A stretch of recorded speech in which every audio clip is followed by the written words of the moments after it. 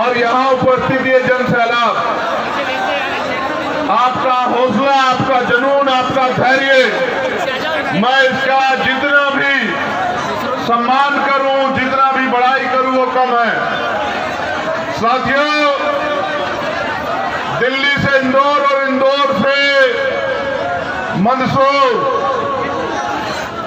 आज तक मैंने अपने जीवन में इतने प्रोग्राम किए, लाखों लाखों लोगों की रैली की है, लेकिन जितना प्यार मध्य प्रदेश में मिलता उतना कहीं भी नहीं मिलता।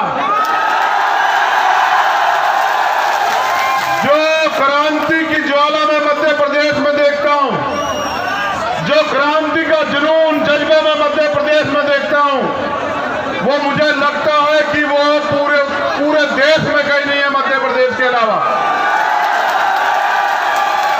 मुझे लगता है कि मेरी जिम्मेदारी सिर्फ इतनी है कि आप लोगों ने सब कुछ सीख लिया, बस आपको आंदोलन में किस तरह से आंदोलन को चलाना, ये जिम्मेदारी सिर्फ मेरी है मध्य प्रदेश में, और मैं उसको पूरी जिम्मेदारी से निभाऊंगा भी।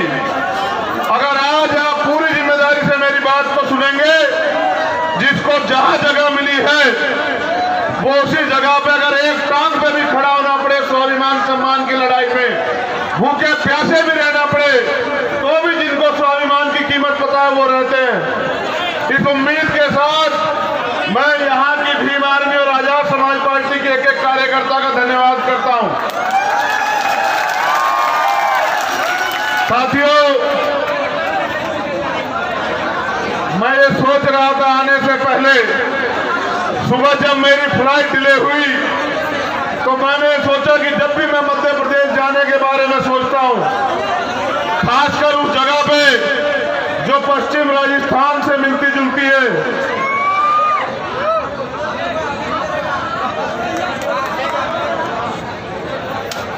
तो वहां अक्सर कोई ना कोई मुसीबत, कोई ना कोई परेशानी मेरा रास्ता जरूर रोकती है।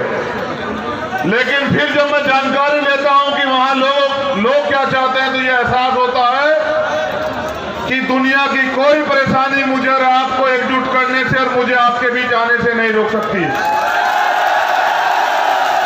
ये मंदसौर है, और मंदसौर के साथ साथ पूरे देश में या मध्य प्रदेश में हमारे कार्यकर्ता पूरी मेहनत से अपने पैरों पर खड़े होने के लिए संघर्ष कर रहे हैं। मैं जब आ रहा था तो मेरे पास संज्ञान में 2 घटनाएं आई। पहली घटना उत्तर प्रदेश की है, जहां भीम आर्मी के एक कार्यकर्ता को अंबेडकर नगर में रात उसकी हत्या करके फांसी पे लटका दिया गया। और दूसरी घटना राजस्थान की है, जहां जैसलमेर में एक दलित समाज के भाई को हत्या करके उसकी शव जो है सड़क पर डाल दिया गया। दोनों जगह पे भीम आर्मी के कार्यकर्ता डटे हुए, मगर खाली डटे रहने से काम नहीं चलेगा। इन दोनों घटनाओं पे ये जो 2 पेज का घटनाओं का चिट्ठा मेरे हाथ में, इनको रखने के बाद मैं बात करूंगा। सबसे पहले मैं मीडिया के साथियों का भी धन्यवाद देता हूं, अपनी वॉलंटियर बहनें जो है उनका भी धन्यवाद देता हूं कि आपका एक कर्ज जो है मेरी बहनों, चंद्रशेखर आजाद लहू का आखिरी कतरा भी आपके सम्मान में निछावर करके चुकाएगा, ये वादा है मेरा। पहली घटना जो 6 जून 2017 की है, जिसमें किसानों का आंदोलन हुआ, यही भारतीय जनता पार्टी की सरकार थी। घटना मंदसौर जिले की थी, मुख्यमंत्री शिवराज सिंह जी थे, किसानों पे गोली चली, 7 किसानों की जान चली गई। इसके विरोध में घटना की जांच के लिए जैन आयोग की रिपोर्ट बनी। आज तक उस रिपोर्ट को सार्वजनिक नहीं किया गया। किसान अपनी फसल को अधूरे दामों पर बेचते हैं, और उनकी मांग ये थी कि उनको उनकी दामों का, अपनी फसलों का सही दाम मिले। लेकिन सरकार ने नियत पे किसानों पर गोली चला दी। यहां हमारे साथियों ने मुझसे अपील की कि ये जन सैलाब ये गवाही दे रहा है कि इस बार ना बीजेपी ना कांग्रेस, इस बार एससी, एसटी, ओबीसी और माइनॉरिटी यानी कि आदिवासी, पिछड़े, दलित, धार्मिक अल्पसंख्यक, मुसलमान, जैन, सिख, बौद्ध और अन्य गरीब तबका, इन दोनों पार्टियों को नकार के आजाद समाज पार्टी को विकल्प मान के और यहाँ 2023 के विधानसभा चुनाव में ताकत देने का काम करेगा। तो मेरा वादा है आपसे कि हम विधानसभा भवन के सामने उन शहीद किसान भाइयों की प्रतिमा लगाने का काम करेंगे। ये मेरा वादा है आप लोगों से। एक और घटना जो मल्हागढ़ विधानसभा की है, जहरीली शराब की जो घटना है 2021 की, यहाँ के वित्त मंत्री जो हैं उनके क्षेत्र की है। पिपलिया मंडी जहरीली शराब से 7 लोगों की जान गई, जिसमें जो आरोपित थे वो वर्तमान की भारतीय जनता पार्टी की सरकार से जुड़े हुए थे, लेकिन ना तो अभी तक पीड़ितों को कोई न्याय मिला, ना प्रशासन सरकार ने कोई मुआवजा दिया, ना ही कोई गिरफ्तारी हुई, ना ही सरकार ने कोई मदद की। इससे स्पष्ट होता है कि ये गरीबों की जान को भी, इनको गायों की कीमत पता है, पशुओं की कीमत पता है, लेकिन इंसानों की जानों की वैल्यू नहीं समझती है सरकार। 7 लोगों की जान जाती है, सरकार की लापरवाही है, पुलिस और प्रशासन के सहयोग से जहरीली शराब बिकती है। हम पूरे देश में देखते और जानते हैं। इस मिली भगत के कारण ही जनता में आक्रोश है। ऐसी बड़ी बड़ी घटनाओं पे सरकार के दबाव में कोई कार्रवाई नहीं होती। मंदसौर के शासकीय अस्पताल में डॉक्टर की लापरवाही से 5 दिन पूर्व दलित महिला नंदूबाई अहिरवार की मृत्यु हो गई। अस्पताल प्रबंधन द्वारा दोषी की जगह दूसरी जगह जो दोषी था उसको अटैच कर दिया गया। विपक्ष में होने के बावजूद जो विपक्षी दल हैं उन्होंने कोई आवाज नहीं उठाई। वो दोनों लोग जब दलितों की बात होती तो चुप्पी थाम लेते हैं। मैं समझता हूं यह अन्याय जो है हमारे लोगों को सहना पड़ रहा है। उनकी हत्या होती और कोई कार्रवाई नहीं होती। मंदसौर में आदिवासी नेशनल हॉकी खिलाड़ी हमारी बहन सागू का जो निवास है, उसकी झोपड़ी है, उसको रसूखदार लोगों ने जला दिया। उसको रसूखदार लोगों के दबाव में अतिक्रमण के नाम पे हटा दिया गया, जबकि पूरे शहर में अतिक्रमण और तमाम तरह की जो है बिल्डिंगें बनी हो प्रशासन को नहीं दिखती। सागू की मां बर्तन पोछा मजदूरी कर जीवन यापन करती है, सागू को पढ़ाती है, लेकिन इस बेरहम प्रशासन को जिन्होंने एक आदिवासी बहन से उसका आगे बढ़ने का अधिकार छीनने का काम किया, उसको रहम नहीं आया। मैं वादा करता हूं कि हमें अवसर मिलने पे ऐसी जो भी प्रतिभाएं गांव देहात में है उन सबको विशेष सुरक्षा और सुविधा देके राष्ट्रीय पटल पर ले जाने का काम किया जाएगा। ऐसी सारी प्रतिभाओं का सम्मान किया जाएगा। यही नीमच में कन्हैया लाल भील की जो है ट्रक के पीछे घसीट कर निर्ममतापूर्वक हत्या कर दी गई।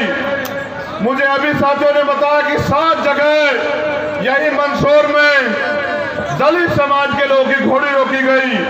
लगातार अत्याचार हो रहा है, लगातार अन्याय हो रहा है। यहाँ के तमाम दलों के नेता चुप हैं। इसलिए यहाँ की जनता को इन नेताओं के खिलाफ और अपने अधिकारों के लिए बुगुल फूंक देना चाहिए। ज्यादा दिन धोखेबाजों का इंतजार नहीं करना चाहिए। जिनको अजमा लिया उनको नहीं अजमाना चाहिए। उसके साथ साथ यहाँ हमारे जो वरिष्ठ साथी है दिलावर खान मामा, उनको भी जो है भेदभावपूर्ण रवैये से जिला बदल की कार्रवाई की गई। ये सरकार माफियाओं को संरक्षण देती है, लेकिन अगर भीम आर्मी को मदद करता है या बहुजन समाज में भाईचारा बनाने का काम करता है, इनके पेट में दर्द हो जाता है। ये हमारे कार्यकर्ताओं को जिला बदल करने का काम करते हैं। चिंता मत करो शिवराज सिंह जी, आप हमारे कार्यकर्ताओं को जिला बदल करोगे, हमारे कार्यकर्ता इस चोट का बदला वोट के रूप में देके 2023 में आपको मध्य प्रदेश से बदल करने का काम करेंगे। उसके साथ साथ एक बड़ा मामला पिछड़े वर्ग का है। उनकी आबादी 52% है, जबकि पूरे मध्य प्रदेश में बहुजन समाज की आबादी 90% है। उनको 52% आरक्षण मिलना चाहिए। सरकार 27% भी नहीं देती। इस बार उनका अधिकार छीन के उनको 14% आरक्षण पंचायत चुनाव में दिया गया। हम ये मांग करते हैं सरकार से, अगर वास्तविकता में मुख्यमंत्री पिछड़े वर्ग से आते हैं, मैं तो इसलिए उनको पिछड़े वर्ग से नहीं मानता क्योंकि पिछड़े वर्ग के हितों में एक काम उन्होंने नहीं किया। ओप्रेस्ड कम्युनिटी यानी कि दलित आदिवासियों के हित में एक काम उन्होंने नहीं किया। नेमावर की बहन का जो मामला था, जिसमें हम लोग बड़ी संख्या में नेमावर गए थे, उसमें भी न्याय के लिए जब सीबीआई मांग की गई, जब वो बहन ही निकल आई सड़क पे, तब सीबीआई की जो मांग हमने की थी, तब उसको पूरा करने का काम मुख्यमंत्री जी ने किया। वो इस डर से किया कहीं आदिवासी विद्रोह ना कर दे, उनकी वोट भी लेनी है। इसलिए मैं मानता हूं कि मुख्यमंत्री भले ही पिछड़े वर्ग में जन्म लिए हों, लेकिन जिस दल में वो है उसकी सोच ही कमजोर विरोधी है, उसकी सोच ही दलित विरोधी है, उसकी सोच ही पिछड़ा विरोधी है, उसकी सोच ही आदिवासी विरोधी है, उसकी सोच ही मुसलमान विरोधी है, उसकी सोच ही भाईचारा विरोधी है, उसकी सोच ही नौजवान विरोधी है, उसकी सोच ही गरीब विरोधी है। आप पूरे देश में देखिए, ये डबल इंजन की सरकार है, महंगाई चरम छू रही है, देश की अर्थव्यवस्था डूब चुकी है, बेरोजगारी की दर बढ़ गई है, नौजवान सड़कों पे घूम रहा है,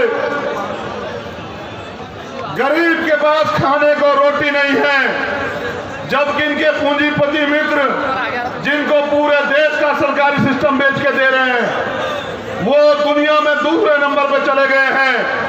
हमने पहले भी सबक लिया और पिछली सरकारों से भी सबक लेना चाहिए। ये पूंजीपति किसी के मित्र नहीं होते। कल अगर इनका पूंजीपति मित्र देश छोड़कर चला जाता है, इस देश में रहने वाले सभी जाति धर्म के लोगों को सोचना चाहिए।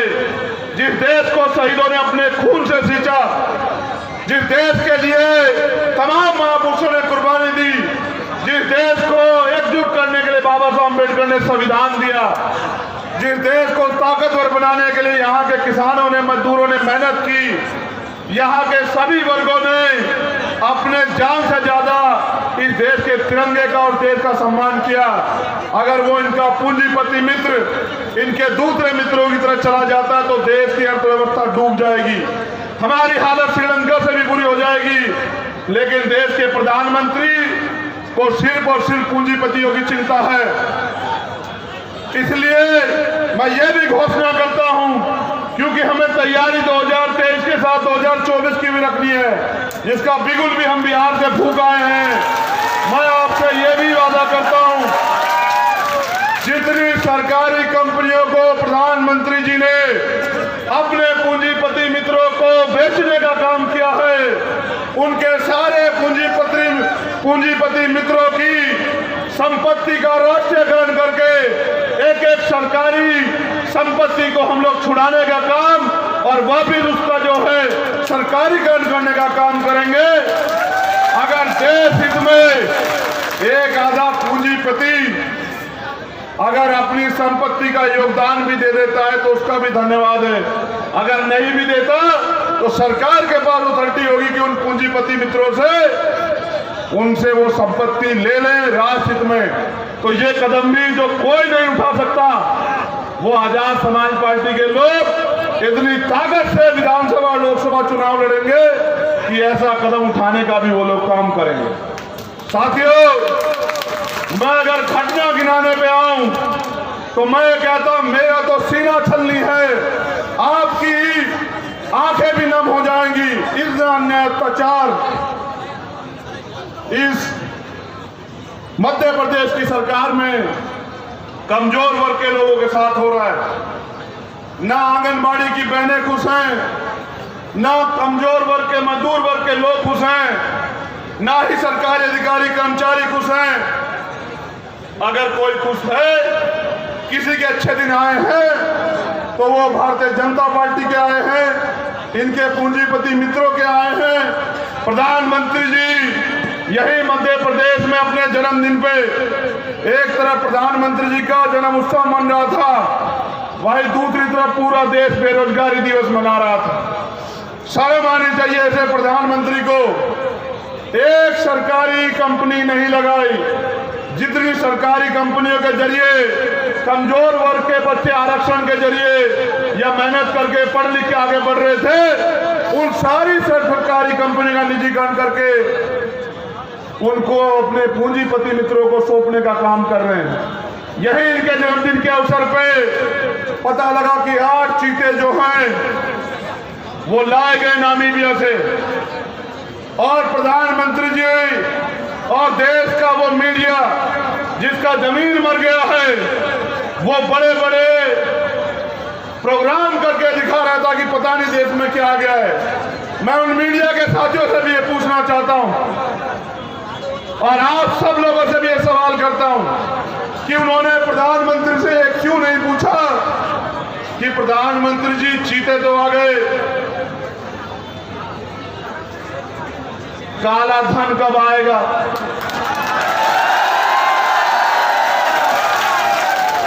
पेट्रोल के दाम जो है कच्चे तेल के कम हो गए, पेट्रोल डीजल के दाम कब कम हो गए? 400 रुपए से उठते सिलेंडर जो है वो 1000 रुपए तक चला गया। गरीबों की पढ़ाई मजबूर हो गए पढ़ने के लिए। तमाम तरह से यहाँ SC ST OBC के जो बच्चे हैं उनका स्कॉलरशिप और उनका जो बजट है, SCP का जो पैसा है, उनका जो एजुकेशन का बजट है वो खत्म कर दिया गया। जो वैकेंसियां निकली उनमें भ्रष्टाचार हो रहा है, उन पे प्रधानमंत्री जी कब जवाब देंगे? जो कमजोर वर्ग के लोगों के साथ अन्याय हो रहा है, बहनों के साथ रेप हत्याएं हो रही हैं, उनका जवाब प्रधानमंत्री जी कब देंगे?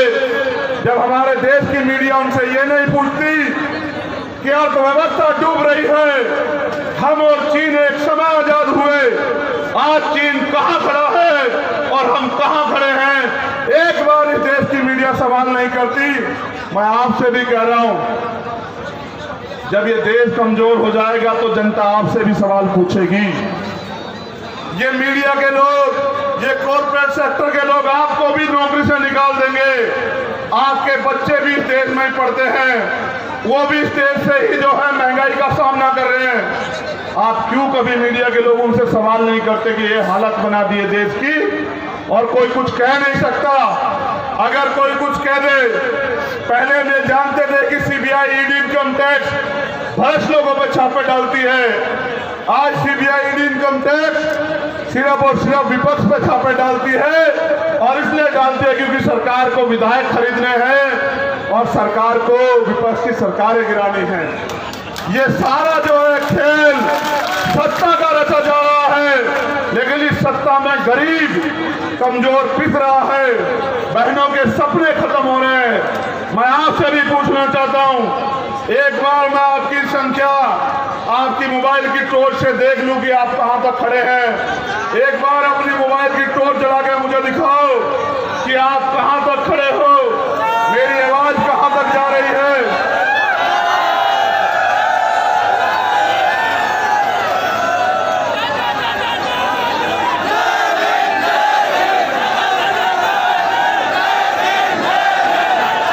अवस्था में अपने मोबाइल की रोशनी ऑन करके मेरी इस बात पे गौर करो जो मैं आपसे कहना चाहता हूं। वो बात यह है कि मेरे कहे से आपने अपनी मोबाइल की रोशनी तो जला ली, लेकिन जो अंधेरा इस देश की व्यवस्था ने 75 साल आजाद हुए हमें हो गए हैं और 72 साल लोकतंत्र आए हुए हो गए हैं, जो इस देश की सरकारों ने छूटन, अन्याय, अत्याचार, जातिवाद, भ्रष्टाचार हमें भरोसा है उससे आजादी और हमारे जीवन में रोशनी कब आएगी? कभी आपने सोचा? कभी आपने महसूस किया कि आज गरीब आत्महत्या कर रहा है, नौजवान सुसाइड कर रहा है, बहनें माताएं अपने अधिकारों के प्रति सचेत है, लेकिन कोई तरीका नहीं कि वो अपने अधिकार, अपनी सुरक्षा सशक्तिकरण पे आगे बढ़ जाए। तो जब मैं आता हूं आप मुझसे बताते हो, एक बार गौर करके सुनो, जब मैं आता हूं तो आप लोग मुझे बताते हो कि यहाँ रेप हो गया है, यहाँ हत्या हो गई है, यहाँ जुल्म हो रहा है, यहाँ घोड़ी से उतार दिया गया। ये सवाल मेरा आपसे दोबारा सुनो, ये बच्चियां जो खड़ी हैं इनको सुरक्षित करो, इनको वॉलेंटियर सुरक्षित करें। भीम आर्मी अपनी पहचान को बरकरार रखे। दुनिया में रहने वाली हर बहन को भीम आर्मी पे नाज होना चाहिए, इसलिए अपने कार्य के प्रति जागरूक रहें। अब मेरा सवाल आप लोगों से है, मेरी बात आपको सुनाई दे रही है? दोनों हाथ उठा के बताओ जहां तक आवाज आ रही है। अब मेरी बात का जवाब दो। जब मैं आता हूं आप मेरे आगे चिट्ठा रखते हो कि यहाँ रेप हो गया है, यहाँ हत्या हो गई है, यहाँ घोड़ी से उतार दिया गया है, यहाँ बहन को तेजाब जला के मार दिया गया है, यहाँ हमारी जमीन दबा ली गई है। मेरे रहबर मान्यवर काशीराम ये कहते थे कि कमजोर लोगों पे ही अन्याय अत्याचार होता है। आप इतनी संख्या में मध्य प्रदेश में हैं, फिर आप इस मध्य प्रदेश में कमजोर क्यों हैं? कभी आपने सवाल खुद से पूछा? अगर आप कमजोर बने रहेंगे तो ये घटनाएं कम होने की बजाय बढ़ती रहेंगी। मेरे साथियों, अगर आप ताकतवर होना चाहते हैं तो 365 दिन आपको स्वाभिमान, सम्मान और अधिकारों की लड़ाई को सड़क पर लड़ना होगा। क्या आप इसके लिए तैयार हैं? आपकी आवाज मुझसे बहुत हल्की है। क्या आप इसके लिए तैयार हैं? अगर आप इसके लिए तैयार हैं तो मैं गारंटी से कहता हूं कि एक ऐसा सवेरा 2023 में मध्य प्रदेश से एक ऐसा सूरज निकलेगा कि किसी बहन की तरफ आंख उठाने से पहले अपराधी 1000 बार सोचेगा। किसी कमजोर की जमीन दबाने से पहले, उसके मकान को छीनने से पहले, उसको सताने से पहले, उसको घोड़ी से उतारने से पहले 1000 बार उसके सपने में भीम आर्मी और आजाद समाज पार्टी आएगी। मेरा आपसे वादा।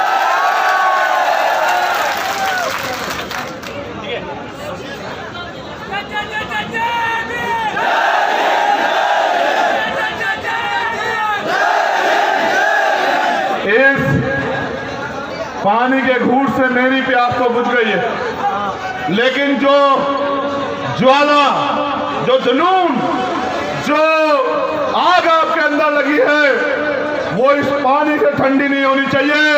वो तब तक ठंडी नहीं होनी चाहिए जब तक मध्य प्रदेश की सत्ता में आप लोग काबिज नहीं हो जाओ, तब तक वो आग ठंडी नहीं होनी चाहिए। साथियों, एक अनुरोध मेरा आपसे भी है।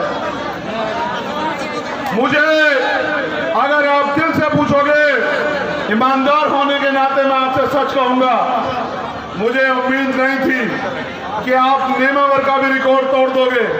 ऐसी उम्मीद मुझे नहीं थी,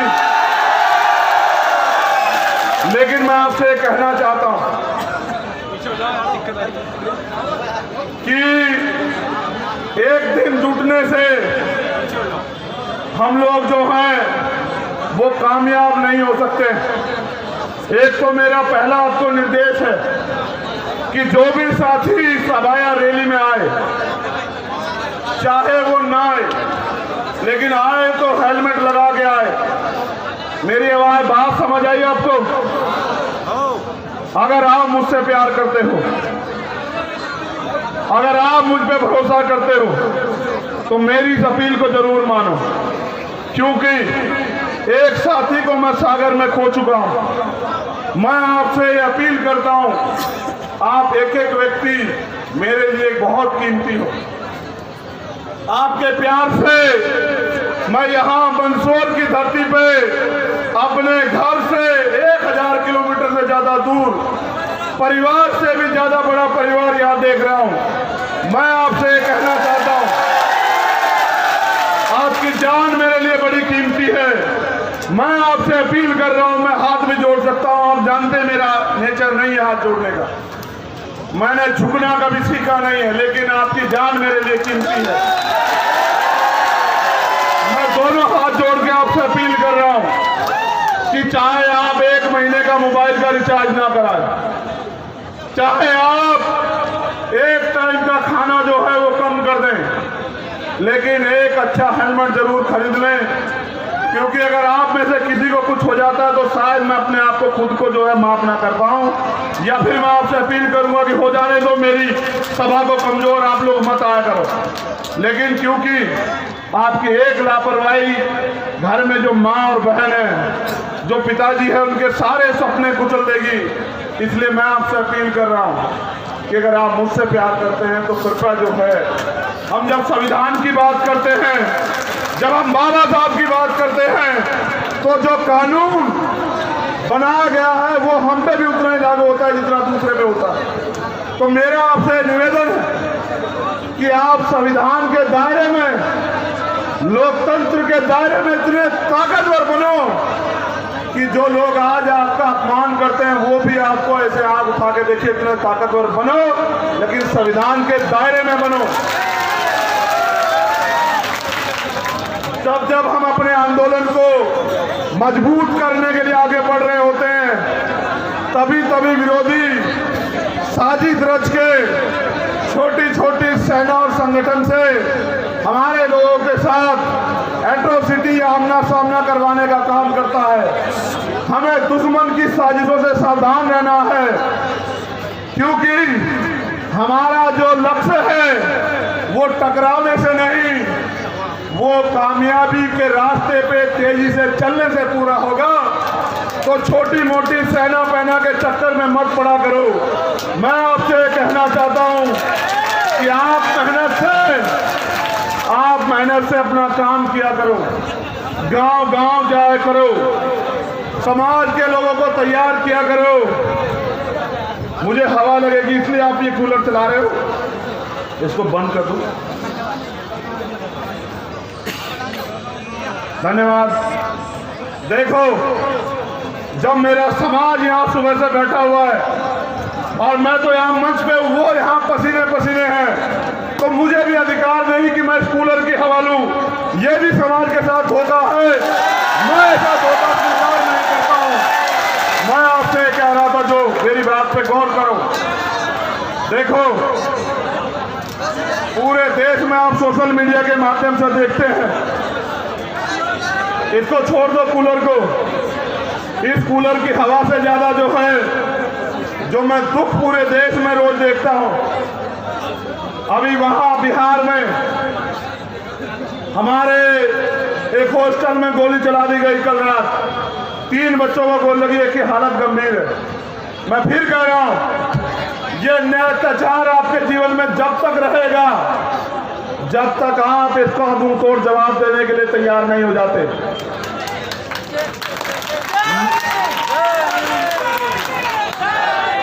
एक एक घटना पे मैं भी जाना चाहता हूं, आप भी चाहते हो कि कोई घटना हो जाए तो भैया आ जाए, मगर मैं ये पूछ रहा हूं, क्या घटनाओं पे जाने से घटनाएं बंद हो जाएंगी? बंद कैसे होगी आप ये बताओ, आप बताओ बंद कैसे होगी? मैं बताता हूं बंद कैसे होगी। ये लोकतंत्र है, बहुमत का शासन, जिनका वोट उनका राज।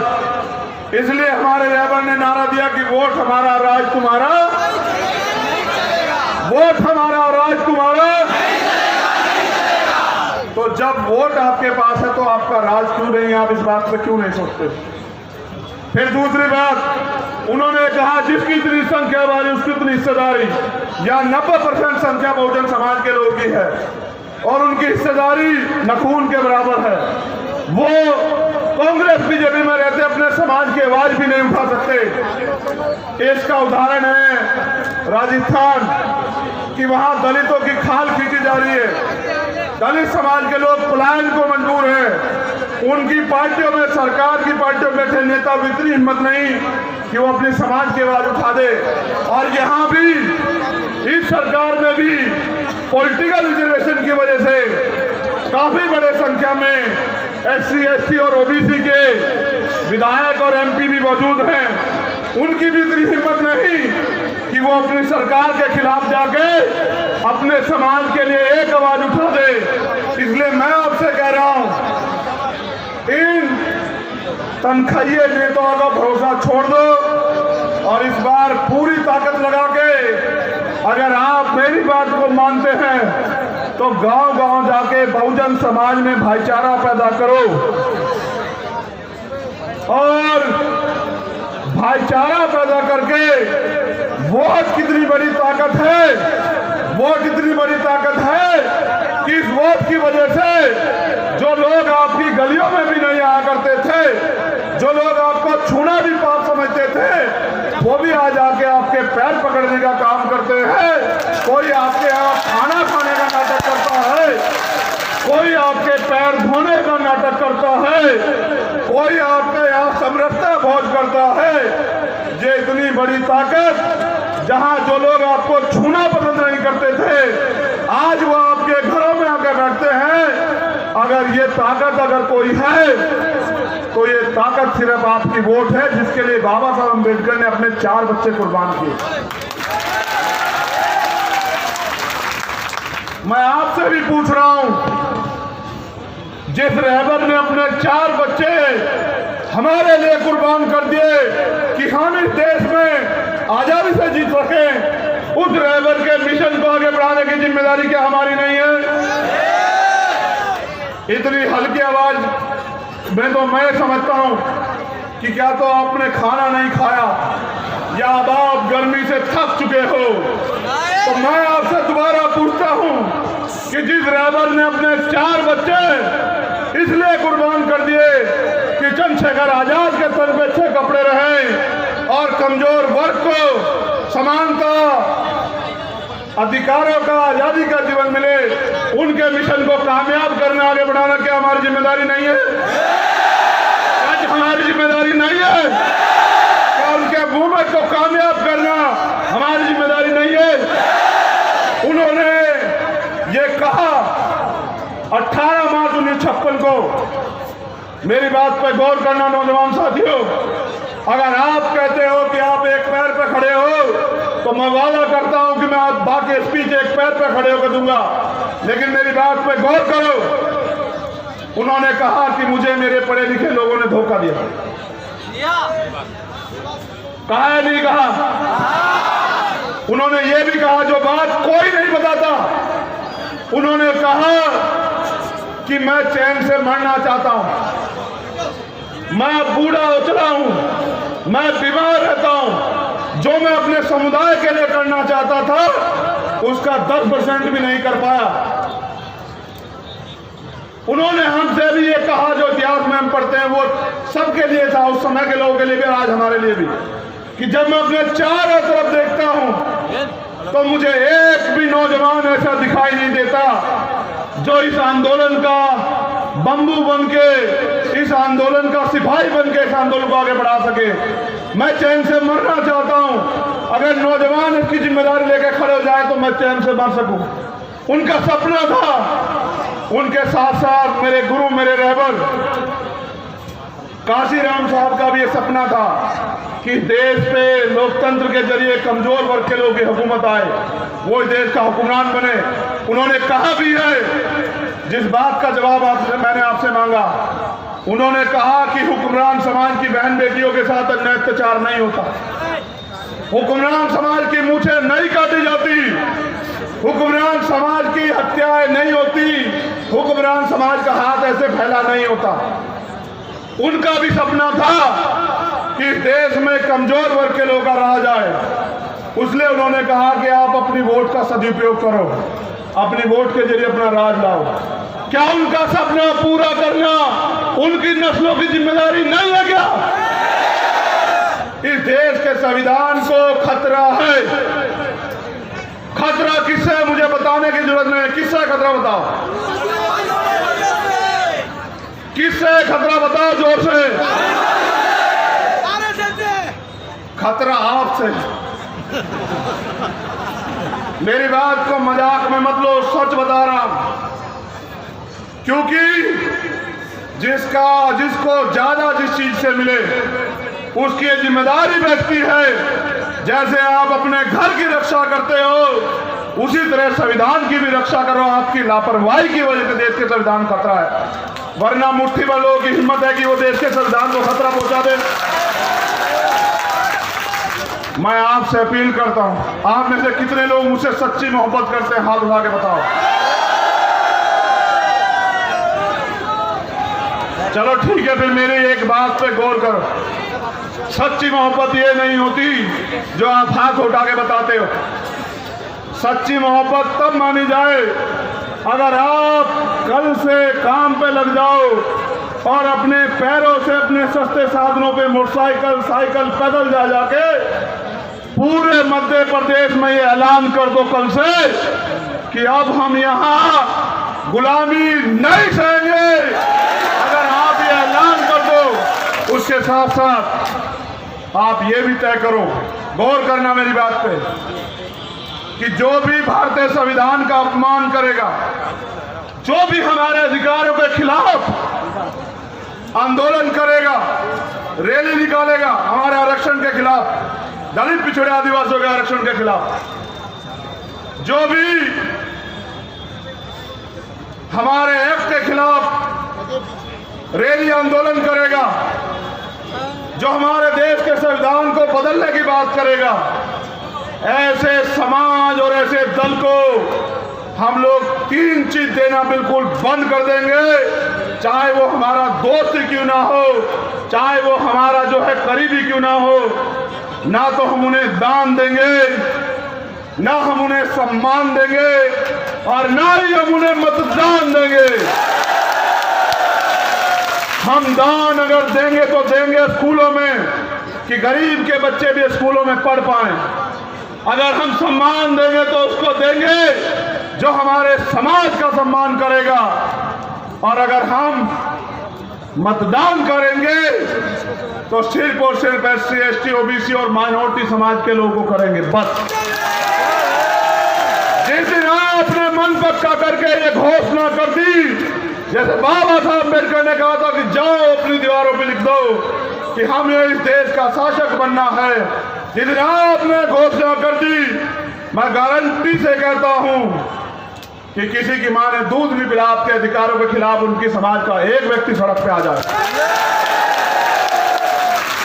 और जब तक आप अपने थोड़े थोड़े लाभ के लिए उनकी गुलामी करोगे, उनको वोट दोगे, तो वो उस वोट के जरिए ताकतवर होके आपके समाज का ये शोषण करने का काम करेंगे। आपसे सावधान होना है खुद को। आपको अपने अंदर अपनी जो क्षमता है उसको, स्किल को डेवलप करना है और गांव गांव जाके अपने समाज को जागरूक करना है, अपनी बहनों को भी, अपने भाइयों को भी। एक और अपील करूं आपसे, मैं नौजवान साथियों से अपील करता हूं कि वो अंधविश्वास और पाखंडवाद छोड़ें। ये भी मेरी आप लोगों से अपील है। दूसरा, वो तमाम तरह के नशे छोड़े। इन लोगों से मुकाबला करने के लिए हमें योद्धाओं की जरूरत है। और जो व्यक्ति खुद की रक्षा नहीं कर सकता, जो नशा करता है, जो शराब पीता है, जो तंबाकू गुटखा खाता है, वो अंदर अंदर कमजोर हो रहा है। वो कैसे अपने समाज की रक्षा करेगा, ये बात आपको सोचनी चाहिए। इसलिए मेरी आपसे अपील है, अगर आप ज्यादा ना कर पाओ तो इन पे रोक लगाने का काम करो। हमारा समाज इस दलदल में फंसा हुआ है। हमारी जिम्मेदारी है कि सामाजिक, राजनीतिक, आर्थिक और धार्मिक रूप की सारी गुलामियों से हम लोग समाज को निकालने का काम करें। अब हमारे साथियों ने कुछ कागज हमें सौंपे हैं, जैसे नेमावर हत्याकांड में जो सीबीआई की जांच है, पहले तो वो कर नहीं रही थी सरकार, अगर कराई भी है तो उसको प्रेम प्रसंग बता के जांच खत्म कर दी है। मैं पूछना चाहता हूं नाम के पिछड़े वर्ग के मुख्यमंत्री से, जात के पिछड़े वर्ग के मुख्यमंत्री से, कि अगर प्रेम प्रसंग भी था तो उन 5 बच्चे समाज 5 लोगों की हत्या का जवाब कौन देगा? मुख्यमंत्री ये बताएं। यहां दलित समाज के लोगों की घोड़ी पे चढ़ने पे बारातें रोकी जाती है। मेरा आपसे निवेदन है, आपकी